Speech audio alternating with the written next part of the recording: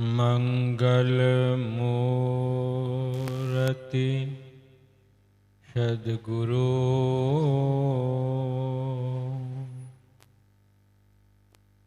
मिलवे सर्वाधार।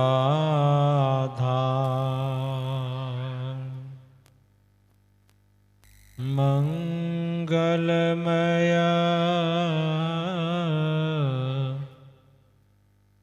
मंगल करन बिनवा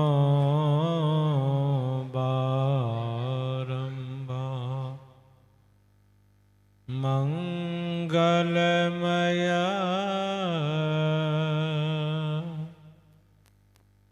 मंगल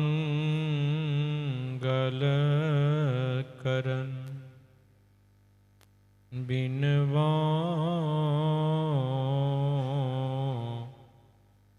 बारंबार।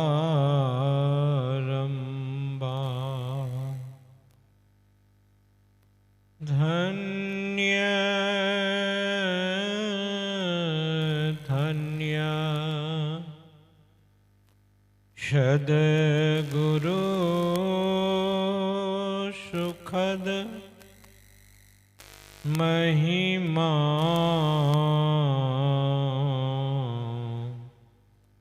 कही न जा।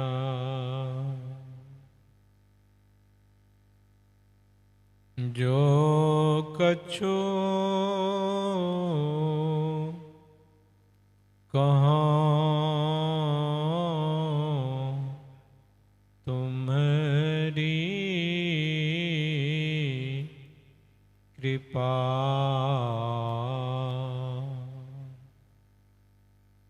मोते कछु न बसा। जो कछु कहाँ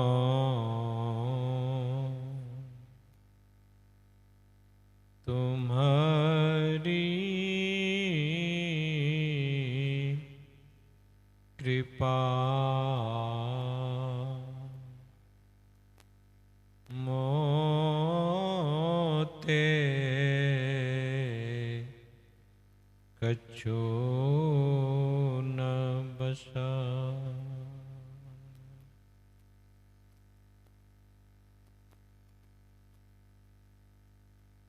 आदरणीय सत्संग प्रेमी सदात्माओं, माताओं तथा भक्तिमती बहनों,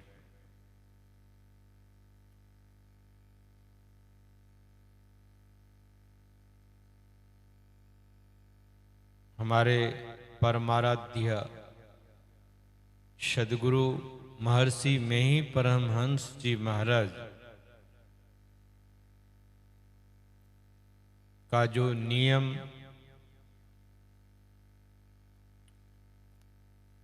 बनाए हैं वह है नियम कि अपराह्न कालीन सत्संग में मानस का पाठ किया जाता है और उस पाठ के मुताबिक व्याख्या की जाती है, सुनाए जाते हैं। तो अभी आप लोग भगवान श्री राम के उपदेश को सुन रहे थे, जबकि भगवान श्री राम त्रेता में आए थे।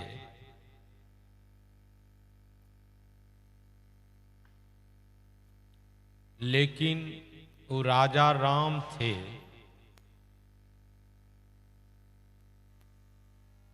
भगवान श्री राम के राज्य में इतनी सुख सुविधा थी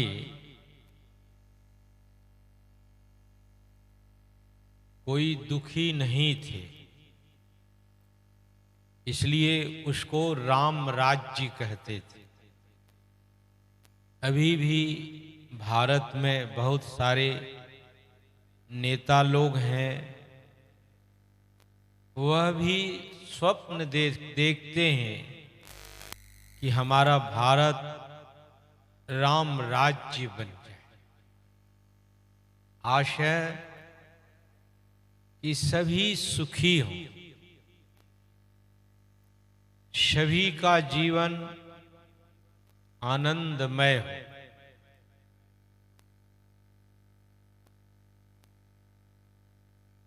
तो अभी भारत के जो कुछ गणमान्य लोग हैं, ख्याल इसी तरह का करते हैं कि हमारा भारत भी हर तरह से संपन्न हो। प्रयास किया जा रहा है। पहले भारत बड़ी दयनीय स्थिति में गुजर रहे थे, लेकिन अब भारत इतने समृद्धशाली होते चले जा रहे हैं।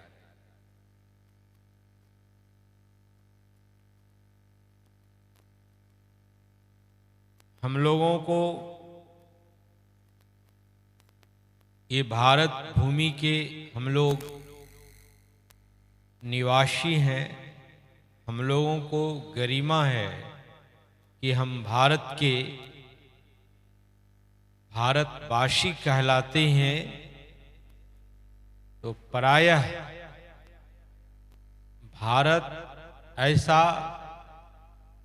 अध्यात्म देश रहा है, दूसरे दूसरे देश से आकर इस अध्यात्म का ज्ञान सीखने के लिए भारत उसको आना पड़ा है।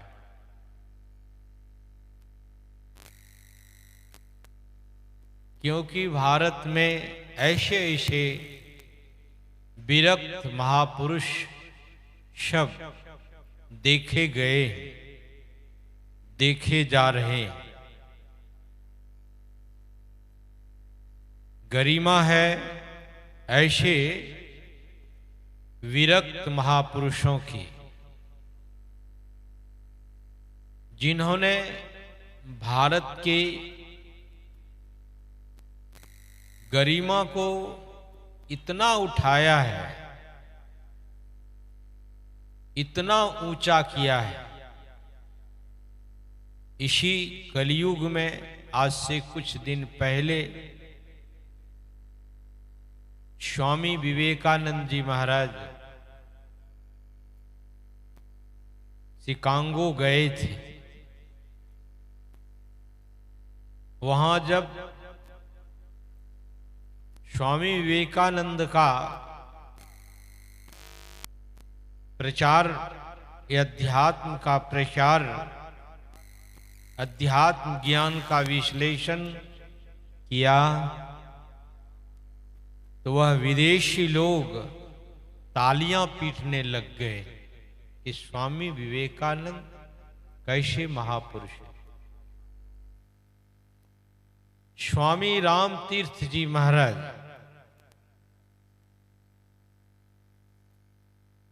वो भी प्रोफेसर थे,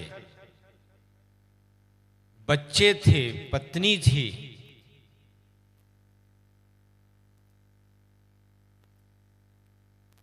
स्वामी राम तीर्थ जी महाराज ऋषिकेश में स्वामी राम तीर्थ ने बहुत साधना किया।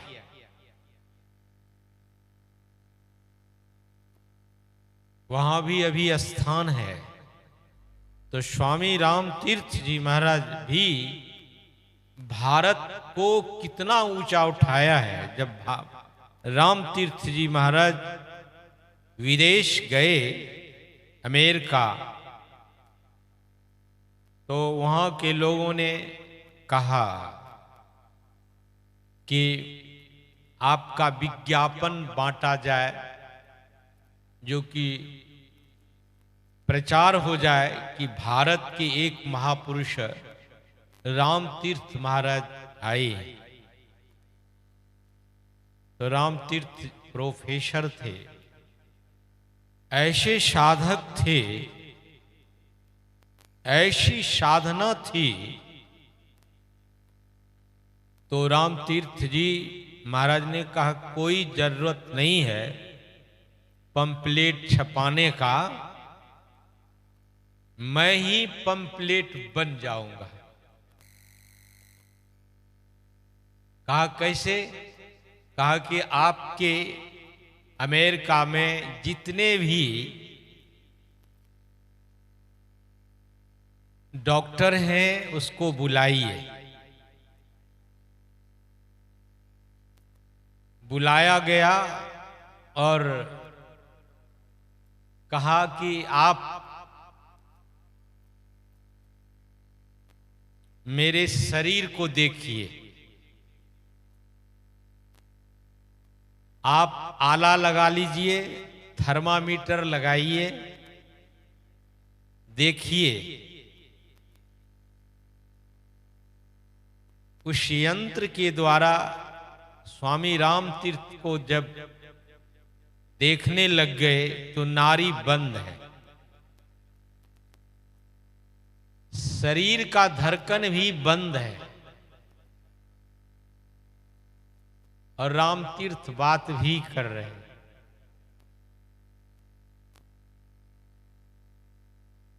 आश्चर्य लगा उस देश के निवासियों को कि भारत का यह महापुरुष शरीर में तो न नाड़ी चल रही है, ना हृदय में कोई धड़कन है, और बात करते हैं, आश्चर्य लगता है। बोले स्वामी राम तीर्थ जी महाराज, हमारी भारत का ज्ञान इसी तरह का है। मनुष्य शरीर इसी कार्य के लिए मिला है। राम तीर्थ ऐसे महापुरुष जो देश के लिए कितना त्याग किया है, कितनी साधना किया राम तीर्थ। ऋषिकेश में जब राम तीर्थ साधना कर रहे थे तो उस ऋषिकेश के जो स्टेट थे, मालिक थे, वह राम तीर्थ के पास में आए। राम तीर्थ से कहा कि आप क्या करते हैं? राम तीर्थ ने कहा कि मैं साधना करता हूं। क्यों साधना करते हैं? अभी भगवान श्री राम का भी उपदेश सुन रहे थे। बड़े भाग्य मानुष तनु पावा, शूर दुर्लभ सदग्रंथ ही गावा। साधन धाम, यह शरीर क्या है? साधनों का धाम है, मोक्ष का द्वार है इसमें, शरीर में। तो राम तीर्थ से कहा कि वहां के जो स्टेट थे, कहा कि आप यहां गंगा किनारे में जो साधना करते हैं, किस लिए साधना करते हैं? बोले वह परम तत्व को पाने के लिए, प्रभु को पाने के लिए मैं साधना करता हूं। तो स्टेट ने कहा कि वह प्रभु परमात्मा जो है, क्या इस आंख से देखा जा सकता है? कहा नहीं।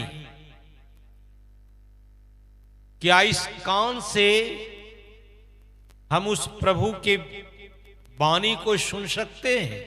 कहा नहीं। क्या मैं उस प्रभु को जिसका साधना करके आप साक्षात करना चाहते हैं, क्या उस प्रभु को इस हाथ से स्पर्श कर सकते हैं? क्या उसका रसास्वादन होता है? रामतीर्थ ने कहा नहीं।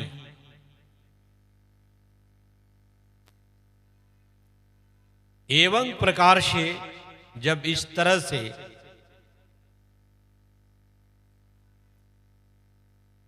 उस स्टेट ने, ऋषिकेश के स्टेट ने कहा कि जब इसको आंख से नहीं देख सकते हैं, कान से भी उसके विचारों को नहीं सुन सकते हैं, हाथ से स्पर्श नहीं कर सकते हैं, उसका कोई रसास्वादन भी नहीं हो सकता है, ऐसे परमात्मा को मैं नहीं मानता,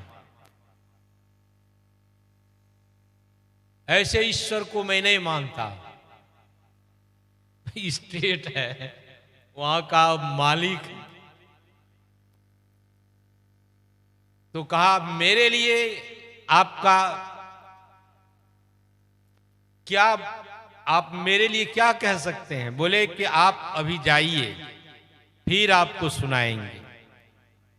इसलिए सुना रहा हूं कि यह शरीर क्या है? साधन धाम मोक्ष कर द्वारा है यह शरीर। तो वह जो स्टेट था वहां का दूसरे दिन आपको सुनाएंगे। जब जाने लग गए, रामतीर्थ इतने मजबूत थे, जब जाने लग गए तो रामतीर्थ ने एक मुक्का कस के उसको मारा। अभी स्टेट को मारे कैसा लगेगा? संत तो अनेक तरह से ज्ञान देने का प्रयास करते हैं। यदि वह ज्ञान सुनकर ज्ञानी बन जाता है, उत्तम है। तो रामतीर्थ ने जब मारा एक मुक्का उस स्टेट को, तो वह घूम गया। कहा क्या आपने हमको क्यों मारा? बोले क्या हो गया? क्या हो गया आपको?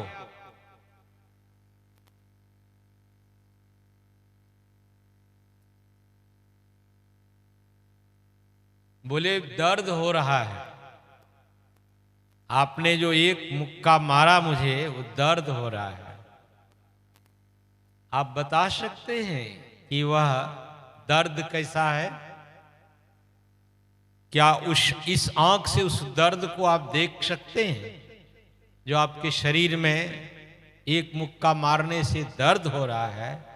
क्या इस आंख से आप देख सकते हैं? बोले नहीं। क्या उस दर्द को इस कान से सुन सकते हैं? कहा नहीं। क्या उस दर्द को आप स्पर्श कर सकते हैं? नहीं। उस दर्द का रसास्वादन हो सकता है? कहा नहीं। बोले आपके शरीर में दर्द है, आप उस दर्द को इस आंख से नहीं देख सकते हैं, कान से नहीं, जिह्वा से नहीं, हाथ से नहीं, जो कि आपके शरीर में ही दर्द है।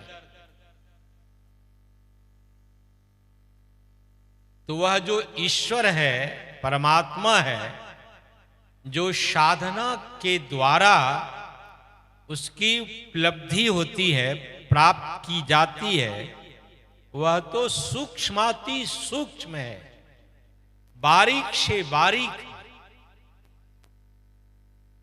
इतना सूक्ष्म है। अब देखिए, शरीर में दर्द है, उसको हम देख नहीं सकते। शरीर में वह पीड़ा है, नहीं देख सकते।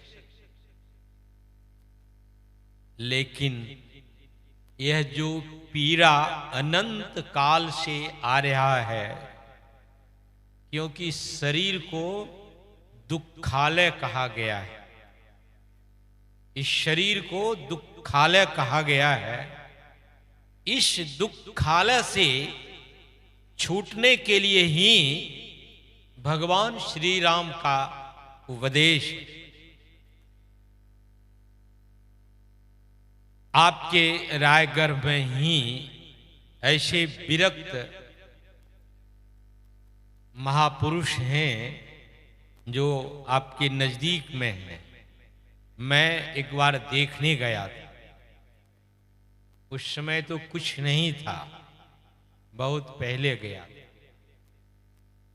हमारे एक गुरु भाई हैं, वो गए थे देखने।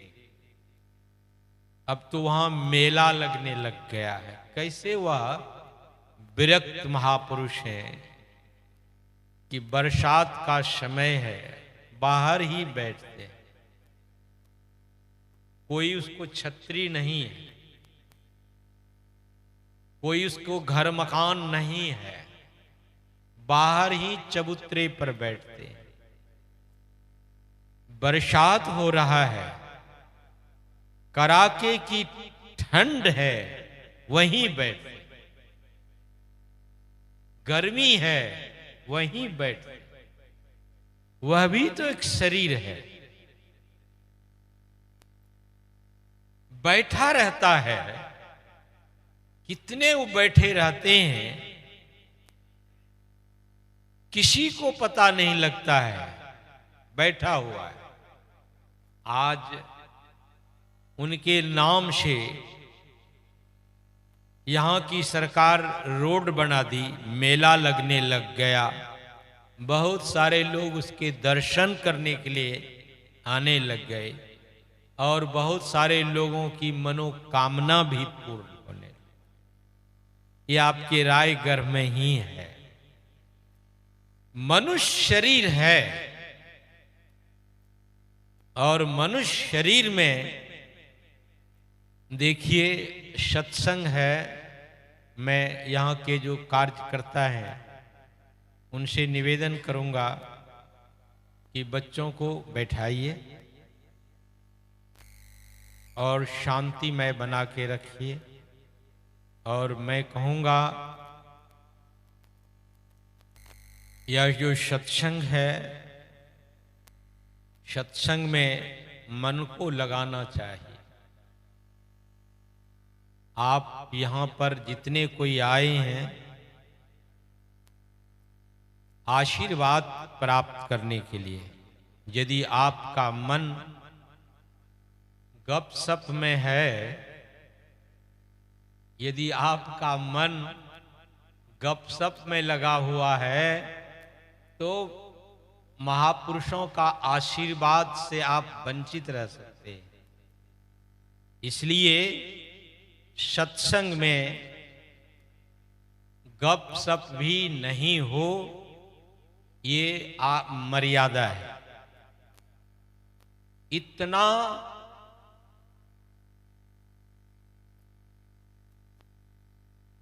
इतना शांति बनाए रखें।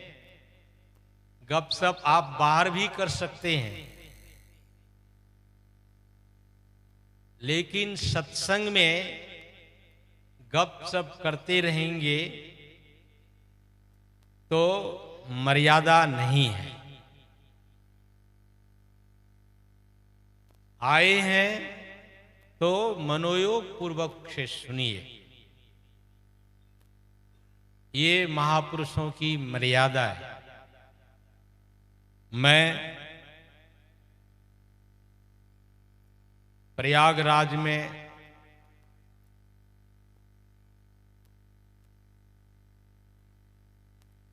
मुरारी बापू का सत्संग हो रहा था।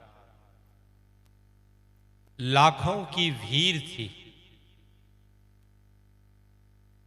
अब विचार करिए कि कितना खर्च हुआ होगा। मुरारी बापू ने कहा कि इतने खर्च हैं यहाँ पर जो सत्संग हो रहा है, राम कथा हो रहा है, लाखों की भीड़ है, बहुत पैसे का व्यय हुआ है, खर्च हुआ है। यदि एक आदमी भी इस ज्ञान को मनोयोग पूर्वक से सुन रहा है, उसका जीवन सार्थक है। यदि आप सत्संग में आकर गपशप करते हैं तो मन बट जाता है, एक दूसरे को भी गपशप करने वाले जब करते हैं तो दूसरे का भी मन बिखर जाता है। इसलिए सत्संग में सावधानी है कि जो सावधान पूर्वक यहां पर आए हैं, देखिए सुनना कितना उत्तम है। जिन्होंने सुना है, समझा है, उसका जीवन आदरणीय हो जाते हैं, पूजनीय हो जाते हैं। जो मनोयोग पूर्वक से सुनते हैं, समझते हैं, तो वह पूजनीय हो जाते हैं। और मैं यह भी कहना चाहूँगा, जो यहाँ के जो कार्यकर्ता हैं, जो भी जल का जो सेवा है, जल की सेवा को भी रोक के रखें। जिसको बहुत प्यास लगा हो तो वहाँ जल रखा है, वह धीरे धीरे जाएं और जल पिएं। तो जल की सेवा भी इस तरह से हो, क्योंकि आप बार बार बीच में आएंगे जल सेवा के लिए तो मन क्या होगा? मन बिखर जाता है, मन चंचल हो जाता है। यहां मनोयोग की जरूरत है। जो अपने को मनोयोग में सत्संग में रहते हैं, इतना मनोयोग होना चाहिए कि बगल में कौन बैठा है इसका भी पता नहीं। बगल में कौन बैठा है इसका भी पता नहीं।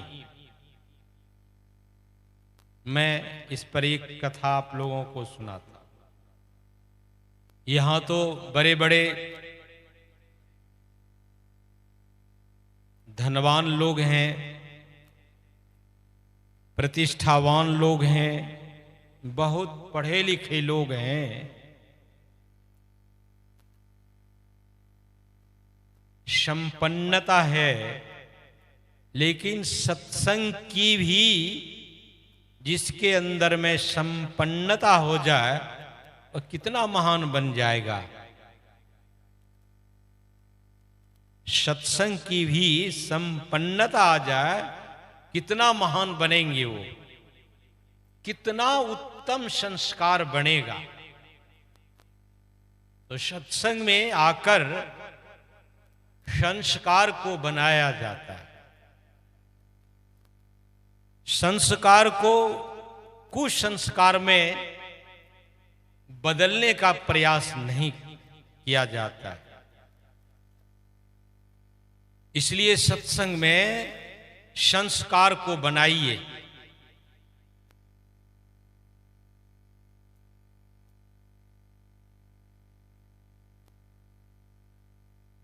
यह जो संस्कार है जो आप देख रहे हैं, बहुत लोग संसार में कमाने वाले हैं, लेकिन उसको रोटी नहीं मिल पाता है, वस्त्र नहीं मिल पाते, जीवन दुखमय बना रहता है। क्यों? इसलिए कि वह जहां संस्कार बनता है, जहां यहां संस्कार बनाया जाता है, उत्तम संस्कार बनाया जाता है, और यह उत्तम संस्कार आपको श्रीमान घर में आपको जन्म मिलेगा। यह जो सत्संग का संस्कार है, यह संस्कार आपको श्रीमान के घर में बार बार जन्म होगा। यदि आप उत्तम संस्कार बनाने में कमजोर हैं, तो आपको क्या होगा? श्रीमान का घर नहीं मिलेगा। आप उस घर में जाएंगे जहां पर आपको हर तरह से कमी हो रही है, जहां आप संस्कार, यहां संस्कार बनाया जाता है, बनने का समय मिला है, और वह संस्कार तब है जब आप मनोयोग पूर्वक से सुनेंगे। तो यही संस्कार है, यही संस्कार आपको ऐसे ऐसे उत्तम उत्तम वस्तु को प्राप्त कराएगा। यही संस्कार है। यह सत्संग में वह संस्कार को हाथ से नहीं जाने देना चाहिए। इसलिए मैं नहीं कह रहा हूं, भगवान श्री राम का उपदेश है, वह आपको सुना रहा। यह शरीर क्या है? साधन धाम मोक्ष कर द्वारा, पाइन जेहि परलोक संवारा, सो परत्र दुख पावई। कौन कह रहे हैं? श्री राम कह रहे हैं। यदि यह संस्कार नहीं बनाएंगे तो किस शरीर में चले जाएंगे? कुकर शूकर के शरीर में जाना पड़ जाएगा, कीट पतंग के शरीर में आपको जाना पड़ेगा। ये देव दुर्लभ मनुष्य शरीर है। यदि सत्संग में आकर आप इस ज्ञान को समझ रहे हैं, तो यह संस्कार आपको कहां ले जाएगा? श्रीमान के घर में ले जाएगा। इसलिए हम कीट पतंग के शरीर में नहीं जाएं, पशु पक्षी के शरीर में ना चल जाएं, तो बचना चाहिए। थोड़ा सा चूक के कारण एक राजा निर्ग थे। राजा निर्ग करोड़ों गाय दान करते थे रोज। थोड़ा सा चूक हो गया, उसको गिरगिट के शरीर में जाना पड़ गया।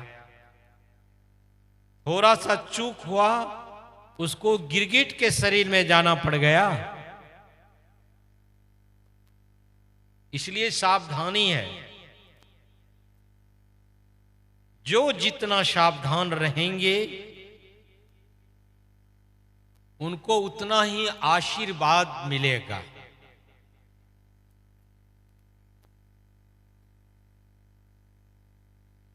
बहुत ऐसे महापुरुष त्यागी महापुरुष की नाम मैं बताऊं। एक तो आपको राम तीर्थ की बात मैंने आपको सुनाया। एक संतों ने कहा है, तीन सजावट देश को तीन सजाता है। सती, सूरमा और संत, यह देश को सजाता है। तीन लजावत देश को कामी, कायर, कूर देश को लजाता है। ये तीन है कौन? सती जो पतिव्रता नारी होती है, यह देश को सजाती है। जो वीर होते हैं, सूरमा होते हैं, वह भी देश को सजाते हैं। और संत भी देश को सजाते हैं। देश को कौन लजाते हैं? कामी बैठे हुए हैं सत्संग में, अब मन घूम रहा है काम में।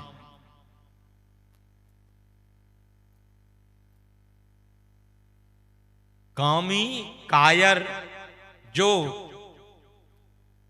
युद्ध के मैदान में पीठ दिखाकर भागता है, कायर कहते हैं उसको। और कूर कहते हैं दुष्ट। ये देश को तीन ही लजाते हैं, कामी, कायर और कूर।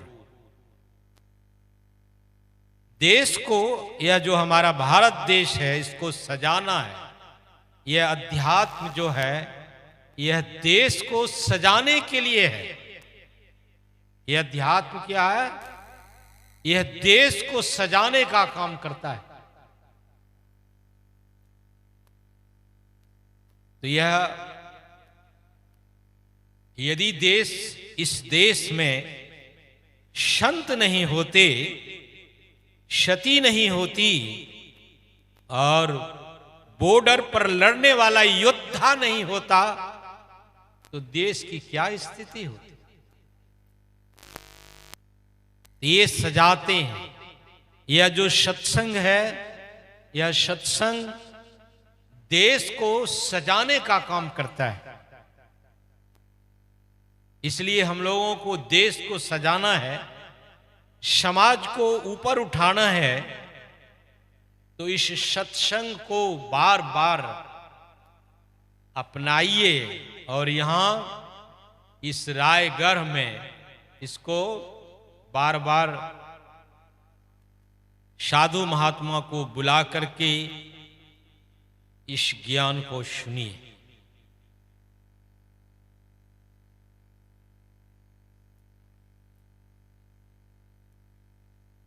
तो भगवान श्री राम के पास में फिर हम आते हैं।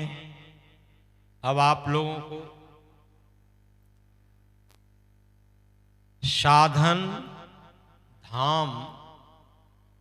साधन और धाम को भी समझिए। साधन क्या है? साधन है, साध्य है और साधक है। साधक, साध्य और साधन, ये तीन बात आपको याद रखना पड़ेगा। साधक, यहां जितने भी आए हैं, एक अवश्य ही साधक हैं। साधक, साध्य और साधन।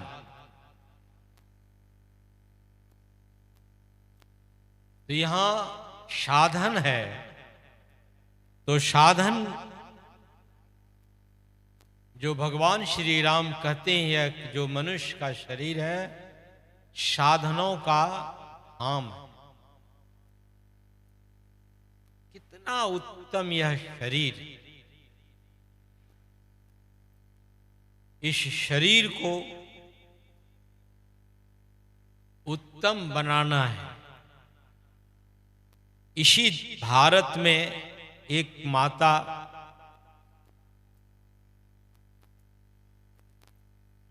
अपने पुत्र के सुंदर सलोने शरीर को देखकर, सुंदर सलोने शरीर को देखकर माता के आंखों में आंसू आ गए। वह कौन थे? किसको देख करके?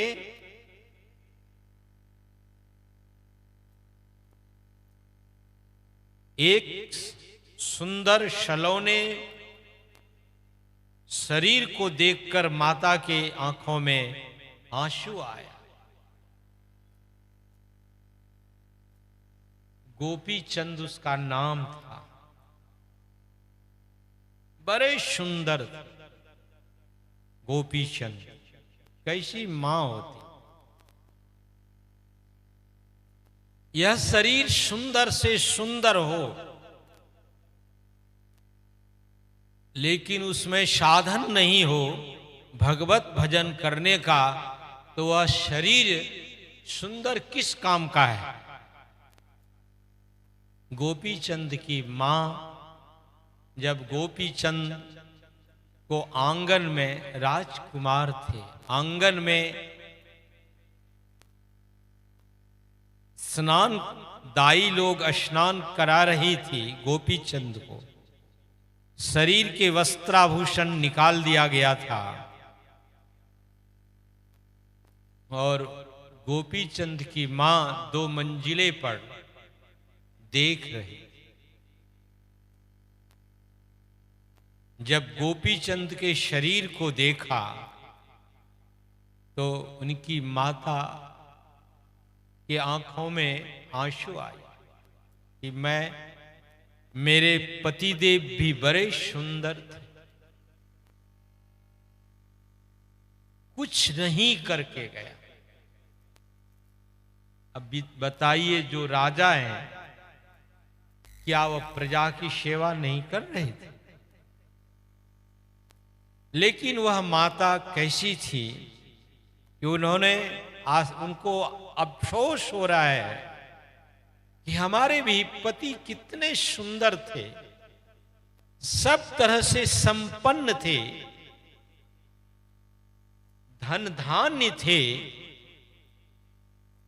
सब तन बल भी था, मन बल भी था, धन बल भी था, जनबल भी था, लेकिन कुछ नहीं किया। गोपी चंद की मां अफसोस कर रही है कि हमारा यह पुत्र गोपी चंद भी देखने में कितने सुंदर हैं, ये राजकुमार हैं, क्यों यह भी ऐसे ही चला जाएगा? यह मनुष्य जीवन कितना उत्तम है, यह खाने पीने सोने बच्चा पैदा करने में ही रह जाएगा, यह मनुष्यता थोड़ी है। जब उस माता के आंखों से आंसू, गर्म आंसू निकला तो गोपी चंद के शरीर पर गिरा। गोपी चंद ने देखा यह बूंद, गरम बूंद कहां से आया, तो देखा कि माता जी की आंखों में आंसू है। गोपी चंद दौड़ कर जाते हैं कि मां क्या बात है, क्यों रो रही हो, बताओ रोने का कारण। तो गोपी चंद ने जब बहुत प्रार्थना की मां से, तो मां ने कहा कि बेटा, तुम्हारे इस सलोने सुंदर शरीर को देखकर मेरे आंखों में आंसू आया। कहा क्यों मां? बोले तुम्हारा पिता भी इतने सुंदर थे, सब तरह से संपन्न थे, लेकिन संसार में कुछ नहीं किया। कहा कि मां, मेरे पिता तो राजा थे, हर तरह की संपन्नता थी। कहा आप कैसे कह रहे हैं कि कुछ नहीं किया? कहा बेटा, यह शरीर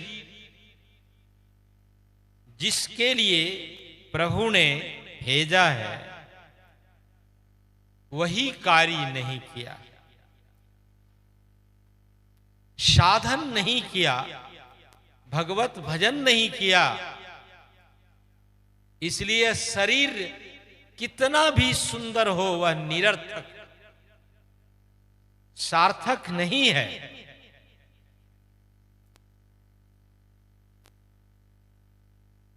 तब गोपी चंद ने अपनी मां से कहा कि मां, क्या कहना चाहती हो?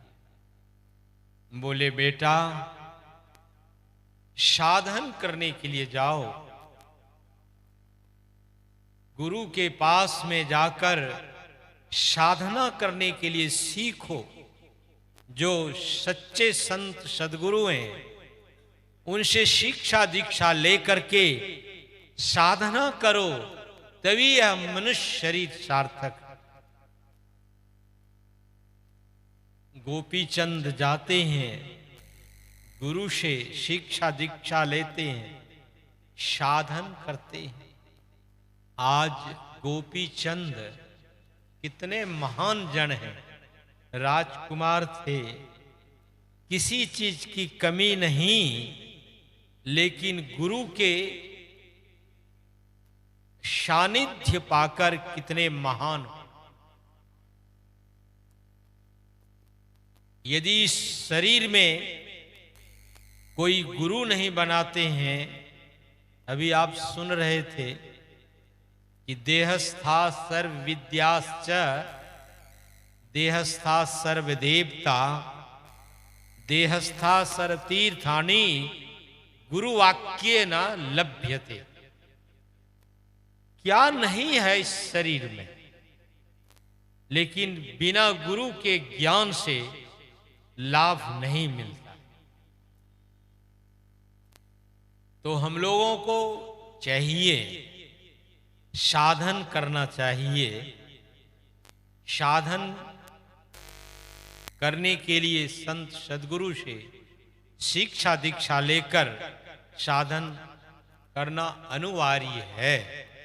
यदि आप इस मानव जीवन को सार्थक बनाना चाहते हैं, तो संत सदगुरु से शिक्षा दीक्षा लेकर के इस मानव जीवन को सार्थक बनाइए।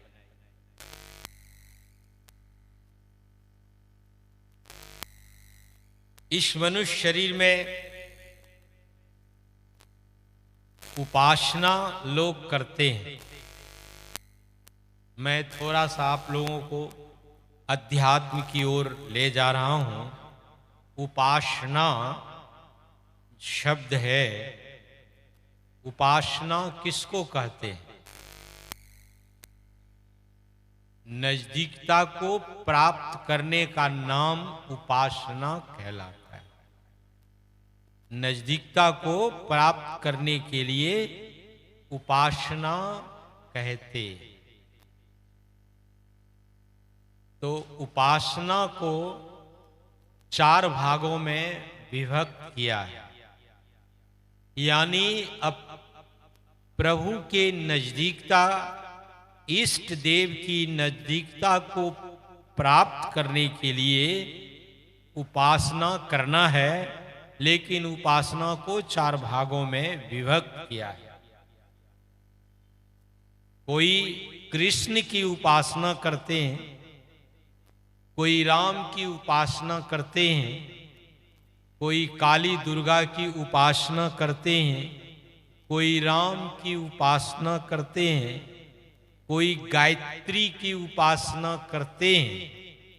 ना जाने उपासक इतने तरह की उपासना करते हैं अपने अपने इष्ट देव की। इष्ट देव की नजदीकता को पाने के लिए उपासना करते हैं। तो उपासना को 4 भागों में विभक्त किया है। स्थूल शगुन रूप की उपासना है। एक उपासना है स्थूल शगुन रूप की उपासना है। स्थूल किसको कहते हैं? जैसे आप हमारे गुरु महाराज की प्रतिमा देख रहे हैं, यह भी मनुष्य शरीर में थे। अभी जो यह प्रतिमा लगा हुआ है और यहां भी आप देख रहे हैं कृष्ण नरसिंह भगवान आदि आदि का जो प्रतिमा देख रहे हैं, यह स्थूल है कि सूक्ष्म है? स्थूल है। तो इसकी नजदीकता को प्राप्त करने के लिए स्थूल शगुन, शगुन किसको कहते हैं? जिसमें त्रैगुण है, बना है, रहेगा और नहीं रहेगा। जैसे ये सब जो फोटो बनाया गया है, रहेगा, कुछ दिन रहेगा और फिर यह नहीं रहेगा। इसको शगुन कहते हैं। तो पहली उपासना है स्थूल शगुन रूप की उपासना है। इसके बाद दूसरी उपासना है। कहिएगा कि महाराज इस उपासना के बारे में कोई किसका नजदीकता होगा? अपने इष्ट की नजदीकता हो। फिर दूसरी उपासना है, अब स्थूल नहीं है, वह सूक्ष्म है, शगुन है और रूप है। सूक्ष्म है। आप जानते हैं भगवान श्री कृष्ण ने विराट रूप अर्जुन को दिखाया था। वह जो विराट रूप था, क्या वह स्थूल था? वह स्थूल नहीं था, वह सूक्ष्म था। लेकिन वह शगुन था और रूप था। भगवान कृष्ण के इस रूप को देखकर अर्जुन विस्मित हो रहा है, ठौनिया के बल हो गया है। इतना वह भगवान श्री कृष्ण का वह जो विराट रूप था, ऐसा दिव्य रूप था कि सभी के आंख चौंधिया रहे थे। तो यह है सूक्ष्म सगुण रूप की उपासना। जो सूक्ष्म सगुण रूप की उपासना करेंगे तो उनके अपने इष्ट के दिव्य रूप का दर्शन होगा। अपने इष्ट के दिव्य रूप का दर्शन होगा। और फिर तीसरी उपासना है, सूक्ष्म है, शगुन है, रूप नहीं है, वह अरूप है। ये तीसरी उपासना है, सूक्ष्म शगुन अरूप की उपासना। सूक्ष्म है, शगुन है, उसमें रूप नहीं है, अरूप की उपासना। ये तीसरी उपासना है। सूक्ष्म शगुन अरूप की उपासना। याद रखिए कि उपासना किसको कहते हैं। अपने इष्ट के नजदीकता को प्राप्त करने के लिए ही उपासना है। जिनके जो इष्ट हैं उसकी नजदीकता को जिन्होंने प्राप्त किया है, बड़भागी हुए, उनका मानव जीवन उत्तम बना है। तो सूक्ष्म है, शगुन है और अरूप की उपासना है। और फिर अंत में निर्गुण निराकार की उपासना, ये चौथी उपासना है। ये उपासना को 4 भागों में विभक्त किया है।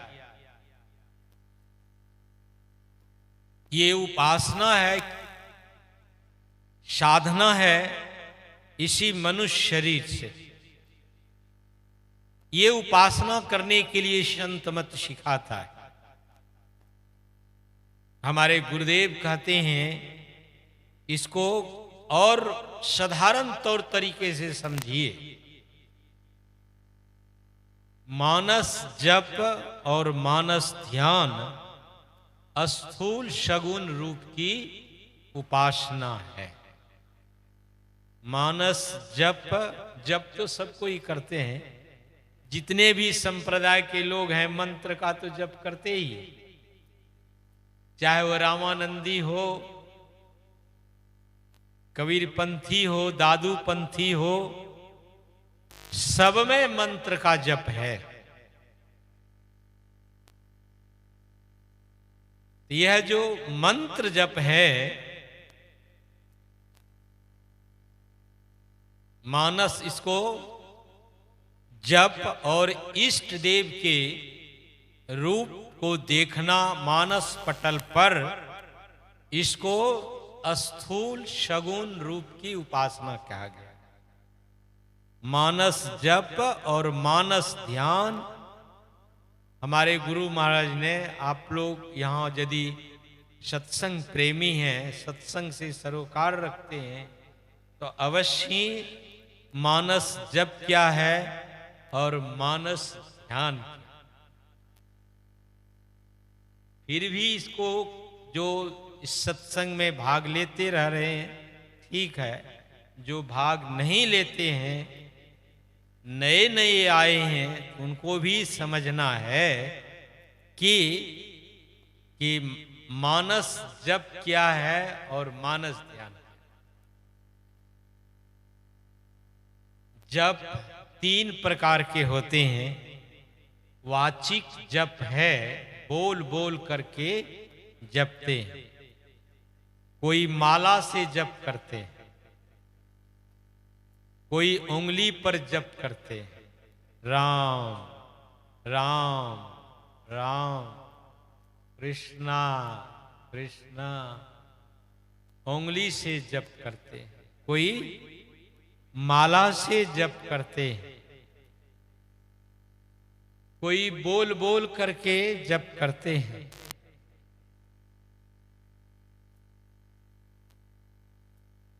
लेकिन मानस जप किसको कहते हैं?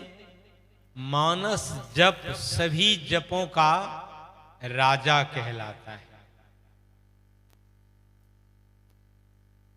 जो वाचिक जप है, उपांशु जप है। वाचिक जप जो बोल बोल कर कहते हैं, करते हैं, आप भी सुनते हैं, दूसरे भी सुनते हैं, इसको वाचिक जप कहते हैं। उपांशु जप कहते हैं, ओठ ऊपर नीचे होता है, आप तो सुनते हैं, दूसरे कोई नहीं सुनते हैं, इसको उपांशु जप कहते हैं। और एक श्वास जप है।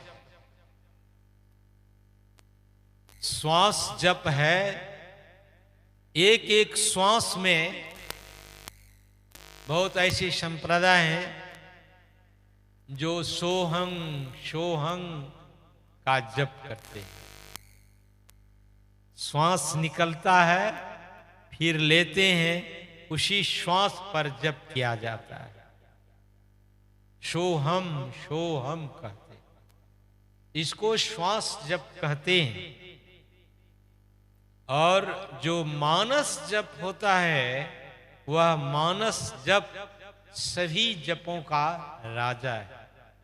वे मने मन मंत्रावृत्ति होता है। उसमें न कंठ हिलते हैं, न जीभ डोलते हैं, न ओठ हिलते हैं, मने मन मंत्रावृत्ति होते हैं। इसको मानस जप कहते हैं। और मानस ध्यान कहते हैं अपने इष्ट के जो रूप हैं, मानस पटल पर अटल करने का नाम मानस ध्यान है। जिसने अपने मानस पटल पर अपने इष्ट को अटल कर लिया है, तो वह तो भगवान को भी चुनौती देते। किसको चुनौती देते हैं? भगवान को भी चुनौती देते हैं। सूरदास जी महाराज कुएं में गिर गए थे, आंख नहीं था, कुएं में गिर गए थे। बहुत सारे लोग कुएं से निकालने के लिए कहने लगे कि महाराज कुएं से निकाल देता हूं। कहा नहीं, मुझे तो कुआं से वही निकाल सकते हैं जिनका इतना बड़ा हाथ हो। भक्त के बस में भगवान होते हैं। भगवान कृष्ण के उपासक थे सूरदास जी। भगवान कृष्ण को रहा नहीं गया, आए हैं, हाथ बढ़ाए हैं, सूरदास जी महाराज को कुएं से निकाले हैं। सूरदास जी महाराज के मन में हुआ कि ओहो, वही मुरारी है, कृष्ण है। सूरदास जी महाराज भगवान कृष्ण को, ये कब की बात है? द्वापर की बात है, कलयुग की ही बात है। भगवान कृष्ण को सूरदास जी महाराज ने दोनों हाथ से पकड़ ले। कृष्ण भगवान को लगा ये तो पोल खुल जाएगा। तो भगवान कृष्ण ने सूरदास को छुड़ाकर भाग रहे। कहने का तात्पर्य यही यहां पर है कि साधक भगवान को भी चुनौती देते। सूरदास जी महाराज कहते हैं कि निर्बल जान के जात है, बाह मरोरे मोह, अगर हृदय से जाओगे तो मर्द सरा हो। तो आप तो जा रहे हैं, मेरे हृदय से आप निकल जाएं तब आपको मर्द कहूंगा। इसी को मानस ध्यान कहते हैं। तो जो साधक अपने इष्ट को अपने मानस पटल पर अटल कर लेता है या कर लेती है, तो उसके इष्ट जब भी आप पुकारेंगे आपके इष्ट समक्ष आ जाएंगे। द्वापर के कृष्ण इस कलयुग में सूरदास जी महाराज के पास में आ गए। इसलिए स्थूल सगुण रूप की उपासना आपको बताए। अब समय हो गया है, फिर आपको कल का सत्संग है, फिर आपको सुनाएंगे कि गायत्री मंत्र क्या है, उसके बारे में भी आप लोग सुनेंगे। और सब बातें आप लोग बहुत अधिक से अधिक संख्या में आए, क्योंकि यह संत मत का सत्संग है।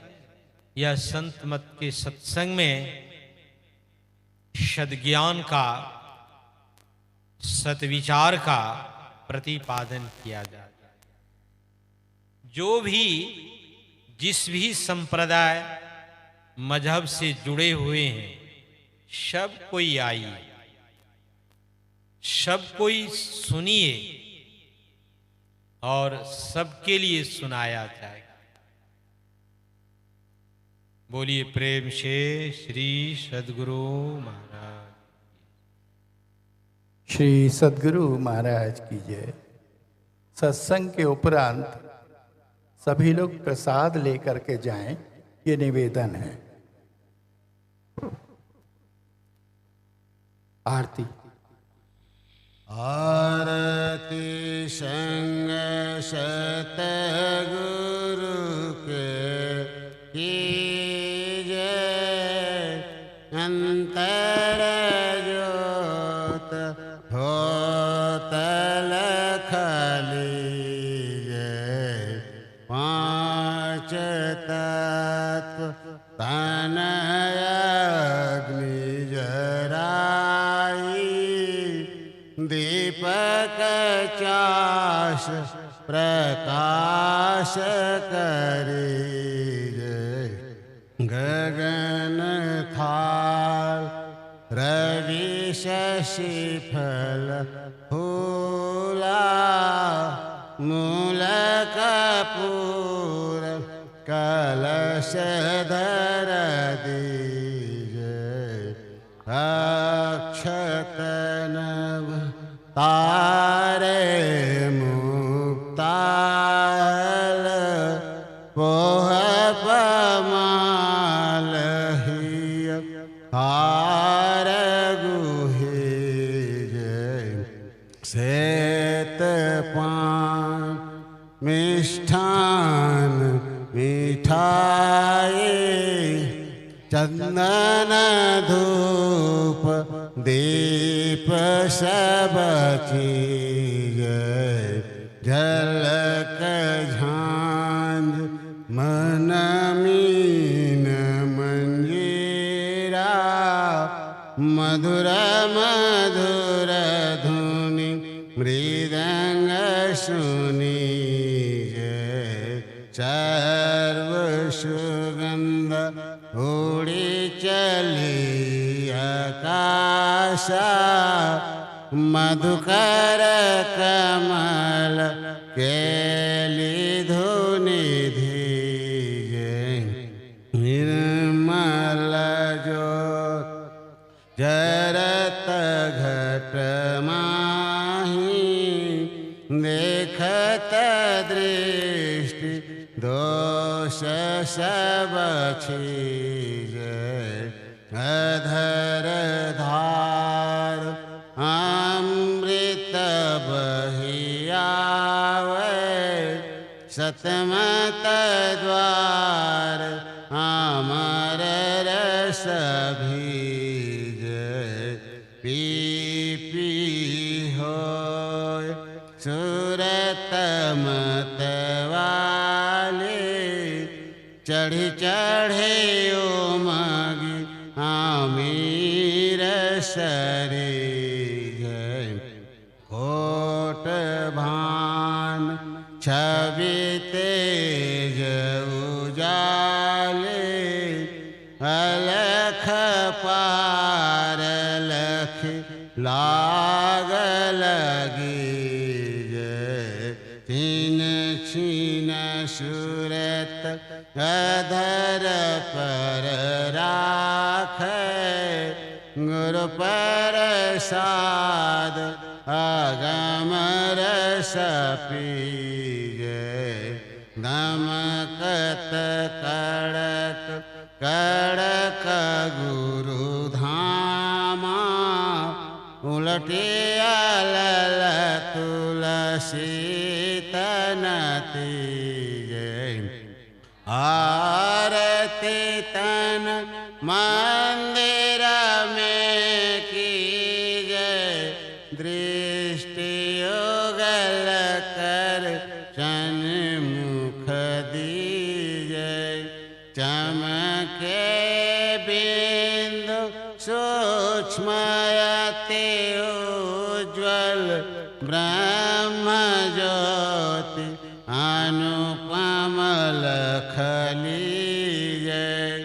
जगमग जगमग रूप ब्रह्मांडा निरखी निरखी ज्योति तजदीजय शब्द सुरत अभ्यास सरलतर करे करे सार शब्द गहिली जय ऐसी जुगत काया गढ़ त्यागी भव भ्रम भेद सकल मलक्षीजय भव खंडन आरती निर्मल मरि में ही अमृत रस पीजय आरती तन मंदिर में कीजय दृष्टि युगल कर सन्मुख दीजय बोलिए प्रेम से श्री सद्गुरु महाराज की जय सब संतन की जय सत्संग महात्म की जय जय गुरु महाराज जय गुरु महाराज जय गुरु महाराज श्री सद्गुरु महाराज की जय सर्वे भवन्तु सुखिनः सर्वे सन्तु निरामया सर्वे भद्राणि पश्यन्तु मा कश्चित् दुःखभाग् ॐ शान्ति शान्ति शान्ति श्री सद्गुरु महाराज की जय।